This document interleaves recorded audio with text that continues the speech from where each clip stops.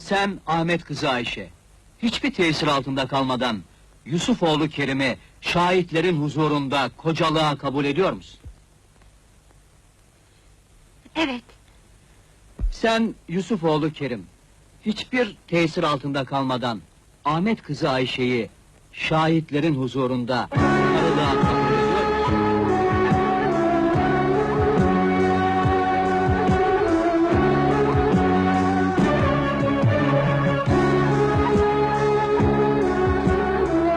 Tekrar ediyorum. Sen Yusufoğlu Kerim, hiçbir tesir altında kalmadan Ahmet kızı Ayşe'yi şahitlerin huzurunda karılığa kabul ediyor musun?